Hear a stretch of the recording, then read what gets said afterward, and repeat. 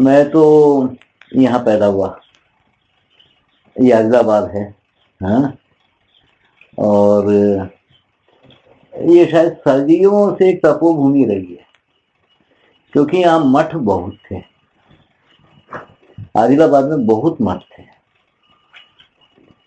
तो मठ तो ऐसी जगह बनते हैं जहाँ की भूमि तपती है,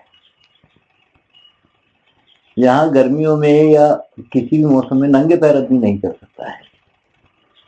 ऐसी जो जमीन होती है वो जमीन में मठ बनाए जाते हैं ज्यादातर, जो निर्जन रहे, जहाँ की भूमि तपती हो। तो ऐसी जगहों पे मठ बनाने का विधान रहा है। तो आदिलाबाद में मठ बहुत थे, और मैं तो यहाँ पैदा हुआ आदिलाबाद में। वैसे हमारे बड़े लोग सब आए थे पंजाब से। पंजाब से भी आने जो गया पाकिस्तान में गया, डिजकोट करके एक जगह है। तो ऐसा हमारे लोगों का मानना है कि हमारा जो मूल गांव है पंजाब में वो है मानको घड़ियाल। जो हरिद्वार में जो खाता हमारे पास चलता है, पंडों के पास में हमारा जो खाता है वो मानको घड़ियाल के नाम से है। तो कभी ये लोग मानको से अपने यजमानों के साथ लाहौर के पास चले गए। लाहौर के पास डिजकोट करके एक जगह है। डिजकोट कभी द्विजकोट था, जो ब्राह्मणों का किला था। ब्राह्मणों का किला द्विज ब्राह्मणों को बोला जाता है। तो वो डिजकोट बन गया। तो वहां से जब पाकिस्तान जब बना तो हमारे लोग वहां से निकले बड़ी बुरी तरह से निकले थे। हमारे दादाजी के कान में थे, वो भी खींच लिए थे लोग। तो ये परिवार पूरा बिखर गया था, जहां तहां बिखर गया। कोई कहीं, औरतें कहीं, मर्द कहीं, ये सब भाई अलग अलग सब हो गए कहीं कहीं। तो इन सबको एक चीज पता थी कि निजाम स्टेट में हमारे ताऊजी रहते थे, लाहौरी नाम उनका नाम था। तो वो निजाम स्टेट में रेलवे इंजीनियर थे, रेलवे लाइन वो डलवा रहे थे उस समय पे।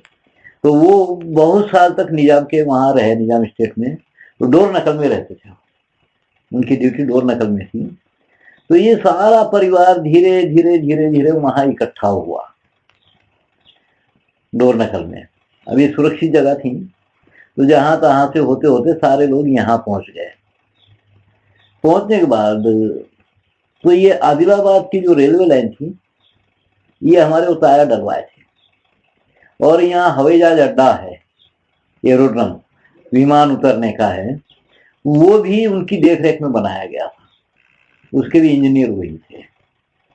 तो जब ये सब यहाँ पहुंच गए, पहुंचने के बाद में हमारे ताया बोले अपने छोटे भाइयों को, हमारे पिताजी और हमारे ताऊजी को, कि देखो आदिलाबाद बढ़ती हुई बस्ती है, तुम लोग वहां चले जाओ, वहां कैसे भी जी पा लेंगे। तो जब आसिफाबाद से आदिलाबाद जिला बन रहा था, तो कलेक्टर ऑफिस बन गई थी। तो जिस दिन ये कलेक्टर ऑफिस का इनाग्रेशन किए, मुहूर्त किए, उसी दिन हमारे लोग वहां होटल चालू किए, कैंटीन चालू किए कलेक्टर ऑफिस में। तो फिर बस वही उस पे ही सब चलता रहा। तो हमारे दो भाई, तो कोई एक सिकंदराबाद में पैदा हुआ, कोई एक पंजाब में पैदा हुआ, मैं आदिलाबाद में पैदा हुआ। फिर हम तो यहाँ घर में ही पैदा हुए। उस समय सब घर में पैदा होते थे। हाँ, तो यहाँ किराए का मकान लेकर के रहते थे, वो घर अभी भी है। तो जहाँ हम लोग पैदा हुए, तो वहीं पर वही गलियों में बचपना बीता। बहुत तालाब था पास में, तालाब के किनारे खूब खेलते थे। तो वही गलियों में बचपना बीता पूरा का पूरा। तो वो एक गली में बहुत तरह तरह के लोग रहते थे। एक मारवाड़ी भी था वहां पे, राधा किशन उसका नाम था। वो बड़ा रंगीला आदमी था। आदिलाबाद में सबसे पहली साइकिल वही लाया। हाँ, और जब साइकिल पे बैठ के चलता था, घूमता था, लोग बड़े विचित्र ढंग से उसको देखते थे कि दो पहियों पे कैसे जा रहा है। हाँ? और उसके बाद वही आदमी साइकिल लाया, कार लाया, सिनेमा हॉल भी वही आदमी लाया। पहला सिनेमा हॉल विजय लक्ष्मी थिएटर के नाम से उसी का था यहाँ पर। तो वो सब कुछ आदिलाबाद में वो एक लेके आया, राधा किशन। उसके कोई संतान वंतान थी नहीं, बड़ा रंगीला आदमी था। तो वो आदिलाबाद में वही लेकर के आया। ट्रक भी लाया वो। तो वो ट्रक भी भाप से चलता था। बहुत धीरे धीरे चलता था, वो भाप से चलता था। तो वो काफी समय तक यहाँ पड़ा हुआ था। कई बार हुआ था कि उसको ला करके रख लें यहाँ, मगर नहीं ला पाए, वो भंगार में खत्म हो गया वो पूरा।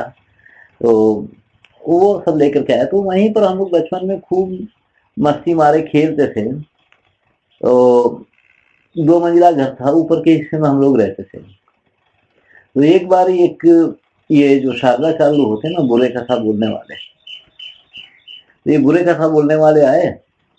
तो मैं उनको देखते देखते ऊपर से नीचे गिर गया। मेरा सर्वर पूरा फट गया।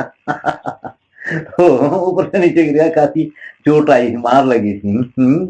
तो अभी भी कभी कभी याद आता है कि जब 6 साल का था, जब गिरा मैं ऊपर से, 6 7 साल का ही रहा हूँगा उस समय। ऊपर से गिर गया था मैं, खूब मार वार लगी थी। तो वो बाद में कभी याद आता है कि वो फिर उतने बचपन में भी उनको देखते हुए गिर गया, तो फिर उनके साथ ही फिर लग गए फिर बाद में, है ना। तो वहीं पर आस पास में बहुत सारी चीजें देखने में आती थी। तो यहाँ उस समय पर आदिलाबाद में 12 तेली के घाने चलते थे।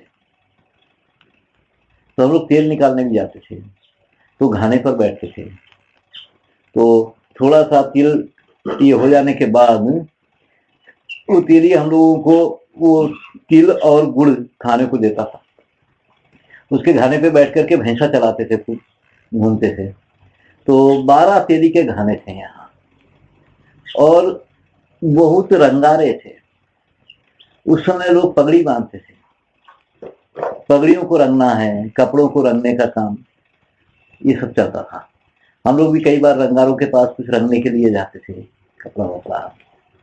तो और उसके साथ साथ फिर नक्काशी वाले बहुत थे, जिनको जिनकर बोलते थे यहाँ पर, जो नक्काशी का काम करते थे।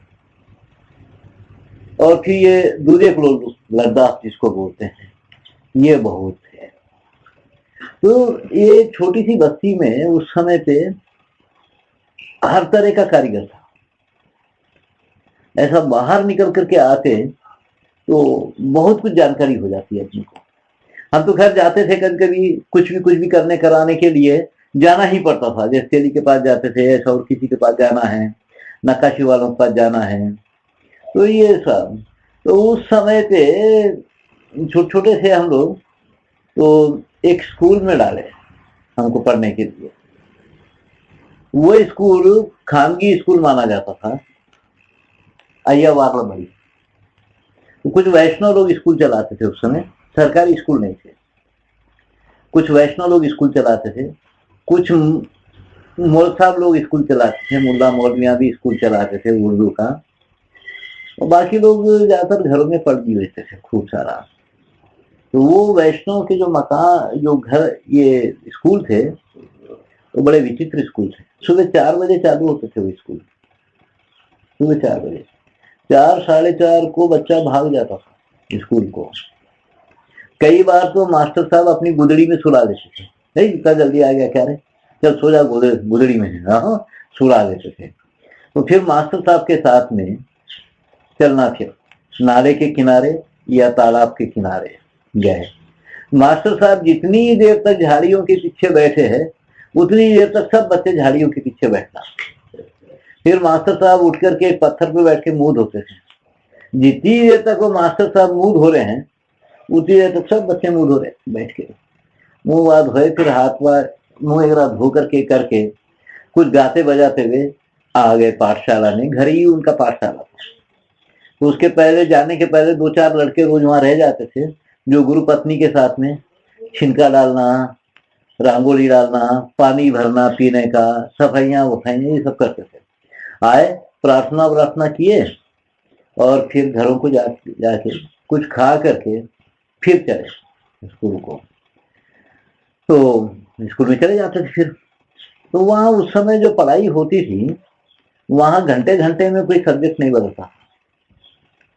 हर 8 दिन का, कोई भी तेलुगु है तो 8 दिन, गणित है तो 8 दिन, जो भी एक विषय है वो 8 दिन पढ़ाया जाता था।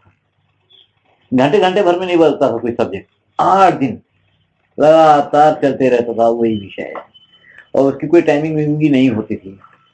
कोई बीच में आ गया, उनका रिश्तेदार आ गया, तो फिर बैठ के बातें भी चल रही है, बहुत सारी कहानियां वो भी सुनाता था। तो और फिर कई बार वही क्लास भी लेता था, पढ़ाता भी था। तो वो ऐसे चलता था वो सब, है ना। तो अब एकदम से वहां पर फिर दोपहर के समय 3-4 बजे के आसपास कुछ गांव के बुजुर्ग लोग आते थे। वो बुजुर्ग लोग आकर के रोज परीक्षा चलती थी। अब आज क्या पढ़ा है, बोलो। बोल रहा हूँ बच्चा, चल अरे गंगा रेड्डी वो पद्यम पढ़ के बता, अरे चल वो पहाड़ा पढ़ के बता। रोज वो आके जब तक चले नहीं जाते थे, मास्टर साहब की जान में जान नहीं रहती थी। हाँ, वो जाने के बाद छुट्टी है, खत्म मामला, खेलो कूदो खूब मस्ती मारो। तो उस समय तो सब खेल सीजन के हिसाब से चलते थे, मौसम के हिसाब के खेल थे बहुत सारे। बरसात हो रही है, बारिशें चालू हुई तो सलाख का खेल चलता था। सलाख कितने साल लोहे का सलाख रहती थी, वो मारते हुए खेलते थे। फिर गर्मियां हैं तो खूब गोलियां खेले जाती थी, गिल्ली डंडा खेले जाता था। श्रावण मास में पूरा मारगोल्लू बोलते हैं यहाँ पे, बांस के ऊपर चढ़ करके उसमें पैर लगे रहते, उसके ऊपर उसको मारू काल्डू से वो मारगोल्लू हुआ था। मारू काल दिया ना दूसरे पैर, तो दूसरे पैर बोलते हैं। तो उसके ऊपर 1 महीना, उसके ऊपर बच्चा स्कूल भी जा रहा है, उसके ऊपर बाजार भी जा रहा है, उसके ऊपर तालाब के किनारे भी जा रहा है, उसके ऊपर पूरे उसके बहुत भांति भांति के खेल चलते हैं। उस समय श्रावण मास में बहुत बारिश होती थी, रिमझिम चले रहती बारिश, तो बहुत कीचड़ कीचड़ होता था जहां तहां। तो ये खेल था, बच्चे उसके ऊपर चढ़ के ही सब कुछ करते थे। तो बच्चे कीचड़ में पैर नहीं रखते थे, पैरों की सुरक्षा के लिए वो बड़ा जबरदस्त खेल था उस समय पे, है ना, नहीं तो पैर गल जाते थे। बारिश इतनी होती थी कि 8-8 दिन तक सूरज नहीं निकलता था कभी। तो स्कूल में 8 दिन के बाद में प्रार्थना होती थी, क्यों यहाँ के जो नगर श्रेष्ठ थे, नगर सेठ, उनकी माँ थी जो सूर्य के दर्शन किए बिना पानी भी नहीं पीती। तो 8 दिन अगर सूरज नहीं निकला है तो वो 8 दिन भी पानी नहीं पीती थी। तो उसके लिए फिर स्कूलों में प्रार्थना होती थी कि सूरज निकले तो वो पानी पिए। तो सूरज निकलता तो वो सूर्य के दर्शन करके पानी पीती थी। तो 8-8 दिन तक। और सारे मकानों में, घरों में फर्श नहीं होती थी, किसी घर में फर्श नहीं थी, फर्श लगाना निषेध था हम लोगों के घरों में। तो ऐसे नीचे से पानी आ जाता था हर घर में। तो ऐसे लकड़ी के चकले डाल करके लोग घरों में रहते थे। इतनी बारिश हो जाती थी उस समय। तो वो खेल सब मौसम के हिसाब के खेल थे पूरे, वो सब चलते थे। और वो खेलने की चीजें समय से घर पे आती थी। लट्ठू है, गिल्ली डंडा है, सलाख है, ये सारी चीजें समय से घर पर हर घर में पहुंच जाती थी उस समय पे। कारीगर लोग बना करके ला करके दे देते थे। तो ये सारे खेल चलते थे। तो अब उस समय पे ये मास्टर साहब को क्या फीस थी? मास्टर साहब को कोई पैसा वैसा नहीं था। हर अमावस्या को, हर पूर्णमासी को हम लोगों को सूप में दाल, चावल, आटा, नमक, मिर्च, तेल, लहसुन फसून सब डाल करके भेजते थे। हम लेकर के जाना, वो गुरु पत्नी के आगे रख देना, वो सारी चीजें अलग अलग निकालती थी बैठ करके। हर बच्चा लेके जाता था, तो वो उनका 15 दिन का भोजन। और उसके बाद फिर अमास को ले गए तो फिर पूर्णमासी को। मगर नवरात्र के 9 दिन जितने लड़के उस पाठशाला में पढ़ रहे हैं, वो धनुष बाण लेकर के खूब अच्छा गाते हुए मास्टर साहब को लेकर के निकलते थे। गुरु महाराज बीच में चलते थे। तो जितने लड़के हैं उनके विद्यार्थी उनके घरों पर जाते थे पहले। तो जब घर पे जाते तो मास्टर साहब को कुर्सी पे बैठा के परात में पैर धोए जाते थे। उनके परात रख के पैर धोते हैं, पानी छिड़का जाता। उसके बाद मास्टर साहब को कपड़े, गुरु महाराज को कपड़े, गुरु महाराज की बीवी को कपड़े, उनके बच्चों को कपड़े, कभी कई बार कोई सोने की अंगूठी पहना देता उनको। हर आदमी अपनी हैसियत के अनुसार उनको उनका मान करता था।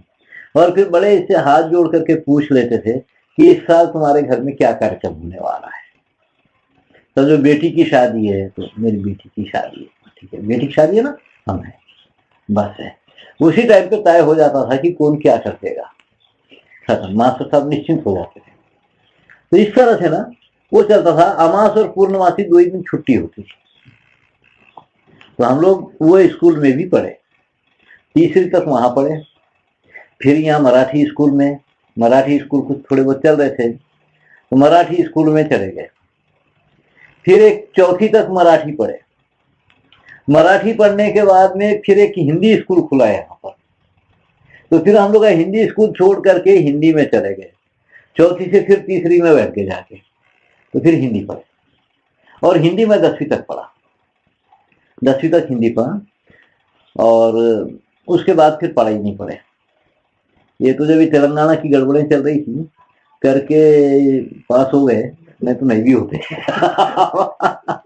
जब बहुत गड़बड़ चलती थी तेलंगाना की, जैसा तैसा तीसरी बार में पास हुआ था हिंदी, 10वीं, 71 की बात है, 68 और 71 की बात है समझो। और 70 में 10वीं पास कुछ हुए हम लोग, जैसा तैसा। तो उसके बाद फिर मैं 1-2 साल पढ़ा नहीं पढ़ेंगे, होगी नहीं पढ़ाई वढ़ाई, वो अपने वश का नहीं है, क्यों करना उसमें कोशिश करके। मगर मैं मूर्तियां वार्तियां बनाता था। तो जब ये उसी महल्ले में रहते थे हम लोग, तो नक्काशी वालों के पास जा करके वो देखते थे बहुत सारी चीजें। तो घर में गाय थी, गाय छोड़ने जाता तो कुम्हारों के पास से मट्टी लेके आता। कुम्हारों का महल्ला था तालाब के किनारे, वहां गाय जानवर सब जमा होती थी, उनके पास से मिट्टी ला देना, थोड़ी सी मिट्टी से कुछ करना। तो ये सब वो चलता रहता था साथ साथ में। मगर मैं उस समय पे 8 साल की उम्र में पता नहीं क्यों लाठी हाथ में पकड़ा, और 4 साल तक मैं लाठी चलाने की ये साधना किया। सड़क के ऊपर तो खूब लाठी चलाता था, हथियार चलाना। तो 4 साल तक सड़क पर ही खड़े रह करके लाठी चलाना सीखा। तो बहुत मेरे को सिखाने वाला कौन उस समय, तो एक चर्मकार था, वो गिड्डा सर का, काला रंग का था, बड़ी बड़ी मूछें, शरीर पे कुर्ता नहीं खाली धोती होती थी। तो उसके एक हाथ में दारू की शीशी और एक हाथ में मिट्टी का तेल होता था। तो वो शाम में रात में वो घर जाता था तो शीशियां वहां रखता था, मेरे को लाठी चलाना बताता था थोड़ा सा, और उसके बाद वो चले जाता था। फिर कभी एक और भंगी था चंदर नाम का, वो भंगी भी ऐसे ही निकलता था दारू वारू पी करके। तो वो चल रहा मैं बताता हूँ करके वो लाठी चलाना बताता था। उसके जाने के बाद वो प्रैक्टिस करता था मैं फिर ऐसे। फिर आशन्ना करके एक चर्मकार था, उसके पास मैं बहुत सीखा लाठी चलाना। वो बहुत उस्ताद था लाठी चलाने, पता चलाने का। और कृष्णन्ना करके कुम्हार, कृष्णन्ना कुम्हार भी लाठी चलाने का मास्टर भी था, खूब शस्त्र विद्या में पारंगत था वो। तो उसको क्या था कि उसके पास बैठ के मैं मिट्टी के शेर या गाय के मुंह बनाता, वो सुराइयों में लगाता था, वो बना बना के मैं देता था और वो सुराइयों में लगाता था। और फिर शाम के टाइम पे दोनों लाठी खेलते थे। खूब लाठी खेलते थे, और वो बड़ा मास्टर आदमी था लाठी का, बड़ा बहुत साधना किया हुआ आदमी था कुम्हार में, खूब लाठी चलाता था। तो हम दोनों फिर लाठी खूब चलाना। तो इस तरह से कई तरह के लोगों से मैं वो सीखा, मैं लाठी चलाना। एक दर्जी था, उसके पास से मैं तलवार चलाना सीखा। तो उस टाइम पे हर आदमी को शस्त्र विद्या आती।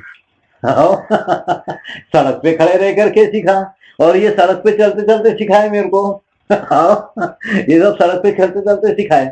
तो 4 साल में मैं खूब जबरदस्त लाठी चलाने वाला हो गया, और मैं 4 घंटे लाठी चलाता एक साथ, 4 घंटे। तो 12 साल की उम्र में कुछ एक 4-5 बच्चे हो गए, तो उनको सिखाया।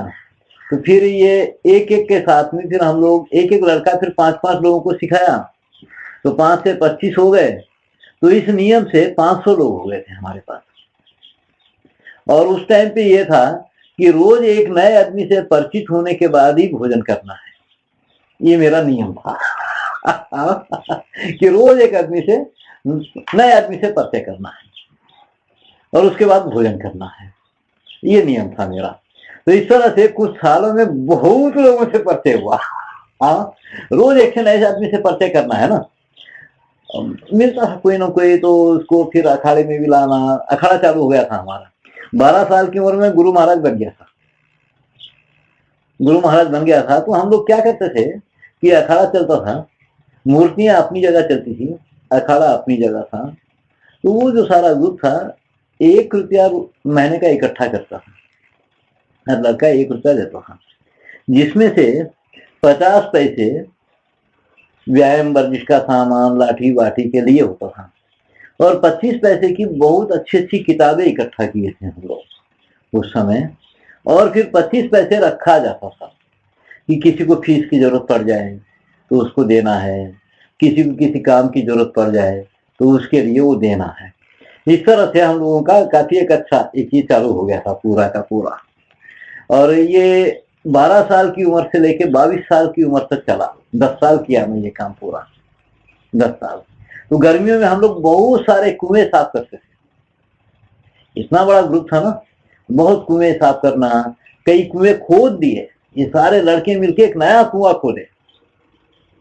कुएं तो ऐसे आसानी से साफ करते थे गर्मियों में। तो ये धीरे धीरे धीरे धीरे सारे इलाके में हम लोगों का ये सब चालू हो गया था, कई गांवों में, हर जगह पर। ऐसा कुछ बहुत बड़ा उसके पीछे ये नहीं था कि मतलब ये चल रहा था। मैं तो सिर्फ शस्त्र कला के नाम से ही उसको सीखता था, शस्त्र विद्या है भाई ये एक, और उसी हिसाब से सिखाते भी थे। तो उसमें इतने तरह का है, लाठी कई तरह की होती है। एक लाठी तो होती है कंधे के बराबर, एक होती है कान के बराबर, और एक होती है हमारे से 4 अंगुल ऊंची। ये तो एक लाठी का एक सिरा बहुत मोटा होता है, फिर वो ऐसे बारीक होकर के आ जाती है, वो कंधे तक की होती है, जिसको 2 हाथों से पकड़ के चलाते हैं। तो लाठी को ना 2 हाथों से पकड़ करके। तो फिर तलवार, तलवार के कई रूप है। एक चंद्रहास है, एक दुधारी है, एक खांडा है, एक खड़ग है, बिछुआ है। बिछुए के कई रूप है। फिर तो ये सब के अपने अलग अलग अलग रूप है, और इनको चलाने की सबकी पद्धतियां अलग अलग है, ये सारी चीजों की। तो फिर उसमें धनुष है। धनुष कई तरह से होते हैं। बहुत प्राचीन काल में धनुष सिंगों को जोड़ के बनाया जाता था, 2 सिंगों को जोड़ करके, या फिर लोहे को कई बार पलटा पलटा के उसको पीट पीट के लंबा किया जाता था, बहुत बार उसको। उसमें एक तरह का ये क्या बोलते हैं टेम्पर आ जाता था पूरा, तो उसका धनुष होता था। मगर धनुष पे जो प्रत्यंचा होती है, वो प्रत्यंचा ये भैंस या बैल या गाय की जो अंतड़ियां होती है, उसको कूट करके, बारीक कूट के उसका रेशा निकाला जाता था, उससे रस्सी बनाई जाती थी। उससे रस्सी बना करके वो प्रत्यंचा होती थी। मगर कई बार प्रत्यंचा बांस की भी होती थी, बांस की भी होती थी। तो ये जो धनुष है, इस धनुष को ऐसे कोई नहीं खींच सकता। बच्चे अभी जैसा टीवी में पिक्चर में बता दो ना, ऐसा खींचते हैं, ऐसा कभी नहीं खींचा जाता धनुष। धनुष को ये 2 उंगलियों से खींचना पड़ता, ये 2 उंगलियों से खींचते पूरा धनुष। तो कान तक जो खींच लिया वो महाबलशाली। उस जमाने में राम को आजान बाहु बोलते थे, जिसकी लंबी भुजाएं हैं वो श्रेष्ठ माना जाता था, क्योंकि जिसकी लंबी भुजाएं है वो बहुत बाण खींच सकता है ना। जितना बाण खींचेगा उतनी दूर हो जाएगा। तो बाण खींचना बहुत ताकत की बात होती थी। उसमें ये अंगूठा कहीं काम का नहीं था। मालूम नहीं द्रोणाचार्य क्यों अंगूठा कटवाया एकलव्य का। ये 2 उंगलियों से खींचा जाता है। और राम की भी जब मूर्ति बनाते हैं या देवी की मूर्ति बनाते हैं, तो तरकस से बाण निकालने की ये 2 उंगलियां ही मुद्रा बताई जाती है, ऐसे नहीं निकालते। ये 2 उंगलियों से खींचते थे बाण, और वो लगा करके फिर वो खींचना है। मगर बाण चलाने का जो ढंग है, बाण चलाने में ये उंगली बहुत महत्वशाली होती है, क्योंकि ये उंगली से बाण को दबा के रखा जाता है ना, नहीं तो टेढ़ा चले जाता है। तो ये उंगली पूरा तीर जब तक नहीं निकल जाता है, ये उंगली बहुत महत्वशाली होती है, दबा के रखती है उसको। और उसके जो पीछे के पंख है वो बहुत जरूरी होता है। बाण को सीधा जाने के लिए वो एक जरूरी होते हैं, उसको उस तरह से बांधना पड़ता है जो हवा को चीर करके जाए, बैलेंसिंग के लिए, उसके लिए बहुत महत्वशाली है। बीच में मैं श्रीशैलम गया था एक बार, तो श्रीशैलम गए तो वहां के लोग बोले कि यहाँ के चंचुओं को कुछ नहीं आता, गुरुजी बेकार है, कुछ भी काम नहीं आता है। तो मैं जब बोला मैं एक बार देख लूं चंचुओं को कैसे है, तो वहां के चंचुओं के पास धनुष बाण है। तो जब मैं पूछा उसको कि ये बाण कौन बनाता है, देखिए हम बनाते। बाण तुम लोग बाण बना लेते हैं क्या? बाण बहुत बड़ी इंजीनियरिंग है, वो हर कोई नहीं बना सकता। मैं तुमको बाण बनाने की विद्या आती है और ये लोग बोलते हैं कि तुमको कुछ नहीं आता। तो वो लोगों के पास में एक टोकरी है, बनाते थे वो लोग टोकरी, शहद उसमें रखा जाता था टोकरी में। उसकी बुनती इतनी जबरदस्त बुनती रहती है कि उसमें से शहद टपकता नहीं है, उसमें शहद रखता है। तो मैं बोला कि ये लोग इतना कुछ जानते हैं और तुम लोग बोलते हैं कि कुछ आता नहीं। हमारे पास में गड़बड़ ये है कि हम कभी भी जाके ये नहीं पूछते हैं कि तुम अपने आप को क्या समझते हो, नहीं पूछते, या तुमको क्या आता है कभी नहीं पूछेंगे। ये जो समझता है वो बोलता है कि नहीं तुम तो ट्राइबल हो, या ये जो समझता है यही वही बोलता है। ये कभी नहीं पूछेगा कि तुम अपने आप को क्या समझते हो, है ना। ये हमारे पास में बहुत, क्योंकि यहाँ तो हर आदमी, हर समाज के लोग अपने आप को कुछ और मानते हैं, मगर ये लोग कभी नहीं पूछेंगे कि तुम अपने आप को क्या मानते हो। ये जो सुने हैं, जो पढ़े हैं, उस हिसाब से ये लोग उनको नाम देंगे, उस हिसाब से उनके बारे में सोचेंगे। कभी ये नहीं पूछा जाता कि तुम अपने आप को क्या मानते हो, भाई तुम क्या समझते हो अपने आप को, उस हिसाब से हम क्या कर सकते हैं, कभी नहीं पूछता, कोई भी नहीं पूछता। ये जो मानता है उसी हिसाब से कुछ सोचता है, ये कभी नहीं पूछेंगे। अभी जैसे एक दिन यहाँ चक्की लेकर के आ गई, उखली लेके आ गई वडरनी, तो मैं पूछा कि भाई तुम लोगों का अपना इतिहास क्या है, तुम लोग अपने आप को क्या मानते हैं। तो उन्होंने बोली कि देखो महाराज, दुनिया में जितनी जातियां हैं सबसे श्रेष्ठ जाति हमारी है, बड़ी जाति के लोग हैं हम, सबसे बड़ी जाति के लोग हैं। हाँ, और हम माणिक्या देवी को मानते हैं, माणिक्या उनकी कुल देवी है। तो मैं उसको पूछा तुमको मालूम है माणिक्या देवी का मंदिर कहाँ है?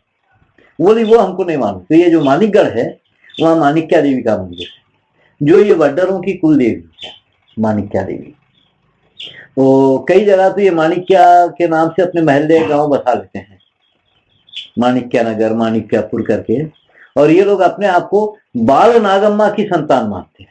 बाल नागम्मा जो हुई थी ना, उसकी संतान ये लोग अपने आप को मानते हैं। वो अपने आप को इतना श्रेष्ठ मानते हैं, मगर ये आगे वाला अपने हिसाब से उनको कुछ मानता है और उस हिसाब से बात करता है। वो ये जो मानता है ये उसको समझाने की कोशिश करता है, नहीं तुम वो सब कुछ नहीं हो, तुम तो ये हो, ये उनको समझाने की कोशिश कर। ये अपने पास बहुत चल रहा है, ये है ना।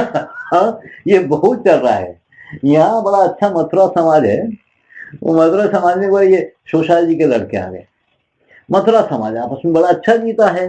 तो वो आकर के उसमें भी जाति भेद पैदा करके चलते बने, उसमें भी जाति भेद करके चलते बने। तो मैं बोला तुमको जरूरत क्या है भाई, जो अच्छे से जी रहे हैं जीन लो ना। शोषा जी का मतलब तुम भेद पैदा करके जाना है क्या लोगों के अंदर? वो लोग भेद पैदा करके चलते बने। अच्छा ये एसी है तुम्हारे भीतर, ये एसी है करके उनको मालूम नहीं बेचारों को, मगर ये बोल के चले गए। ये क्या होता है कई बार, ये हरिद्वार एक राका हम लोग टीवी में देखते रहते हैं ना, बड़ा मीडिया वाले रहते हैं, तो वो पूछेंगे तो तीर्थ यात्रा तो सबके लिए है, तीर्थ सबके लिए है। तो ये पूछेंगे जाके, अच्छा आप लोग कौन है? हम चर्मकार। अच्छा तो चर्मकार, तो आप वहां क्यों नहीं ठहरे हैं उनके बीच में? नहीं भाई हम अपने लोगों के बीच में ठहरना पसंद करते हैं। नहीं आप एसी है करके अलग रह रहे हैं क्या?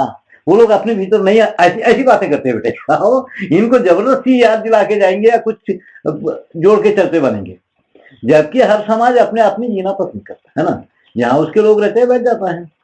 तो इस तरह से तो वो उस समय पे ये जो शस्त्र विद्या थी, हथियार वथियार, हम लोग इसका काफी अध्ययन किए कि कैसे कैसे, कि अभी जैसे हिरण के सिंगों को जोड़कर भी एक हथियार बनता है। दो हिरण के सिंग होते हैं ना, तेज होते हैं, उसके बीच में मूठ लगाते हैं, मूठ बना करके वो भी एक हथियार होता है।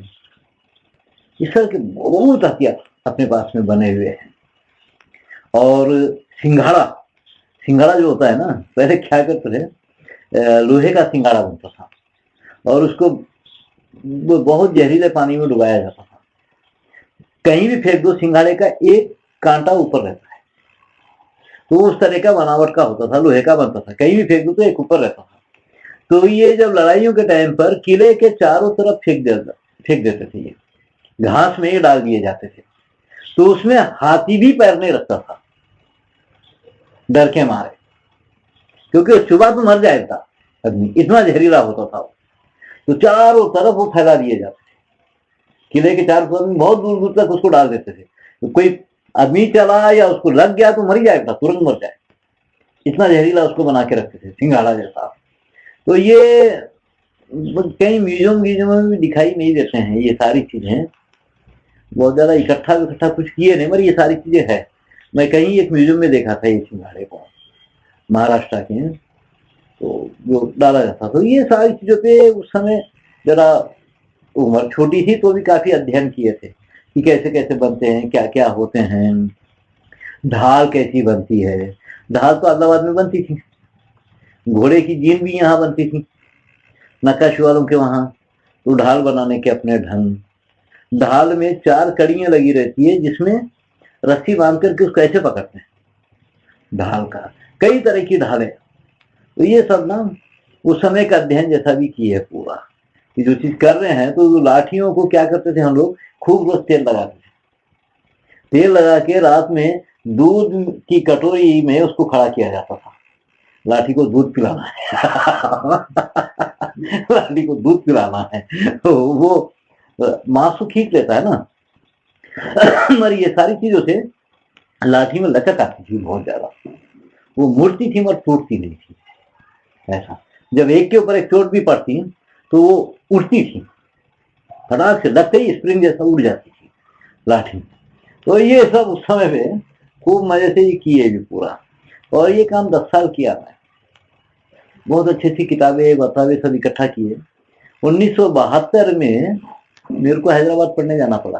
तो हैदराबाद पढ़ने के लिए मैं जाने के लिए तैयार नहीं था, तो घर में काफी मूर्तियां बना करके रखा था मैं, और मेरे को नहीं पता था कि कोई ऐसे कॉलेज वालेज भी होते हैं, फाइन आर्ट्स कॉलेज है, वो है, ये भी सब नहीं मालूम था मेरे को। घर में उसे मूर्तियां बना के रखा हुआ था। तो एक लड़का हमारे घर के सामने से निकलता था, तो वो एक दिन खड़ा हुआ, हमारे ताया बैठ के वहां पेपर पढ़ रहे थे, तो पूछा कि मूर्तियां कौन बनाता है। तो ये मेरे को बोला ये बनाता है मूर्तियां। तो वो क्या किया कि इसका कॉलेज है, 10वीं के बाद वहां एडमिशन मिलता है करके फाइन आर्ट्स कॉलेज का पता दिया हैदराबाद का। तो छोटा भाई वहां पढ़ता था, और बाकी मुकुंद राय वगैरह सब ये टीचर वचर जो बाद में बने हैं ये सब वहीं थे। तो ये लोग कॉलेज का पता निकाले, फार्म वारम लिए, मेरा एडमिशन भी किए, भर्ती भी कर दिए। तो जब इंटरव्यू के लिए मेरे को बुलाए, इंटरव्यू के लिए जब गया मैं, तो धोती बांध के गया मैं 6वीं में पढ़ते समय धोती बांध लिया था, उसके बाद फिर कभी पैजामा पैंट वैंट कुछ पहने नहीं। तो जब भी धोती बांध लिया था, 10वीं की परीक्षा धोती बांध के दिया था, लुंगी बांध करके तो जब हैदराबाद गया, तो कॉलेज में जब गए, तो जब मेरा इंटरव्यू लेने की बात आई, मेरी छोटी छोटी मूर्तियां थी पत्थर में, जेबों में भर के चला गया था मैं। वहां जाके बैठे तो उस्मान अहमद सिद्दीकी, गुलाम अली, जिलानी, ये शहीद बिन मोहम्मद, ये सब बड़े बड़े कलाकार, कुलकर्णी, मार्शन राव कुलकर्णी, ये सब बैठे हुए थे। तो ये मेरे को पूछे कहाँ से आए मियाँ, बोला मैं आदिलाबाद से। आदिलाबाद से आए? अरे वहां लोग नंगे रहते कहते ना। बोलो तरक्की मेरे तक आई, धोती बांध के आया हूँ। तरक्की तो मेरे तक आई, धोती बांध के आया हूँ शहर में।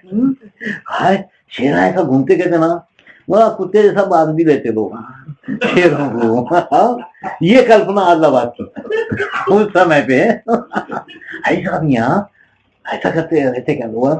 हाँ ऐसे ही रहते हैं, वहां पे कुछ नहीं होता है।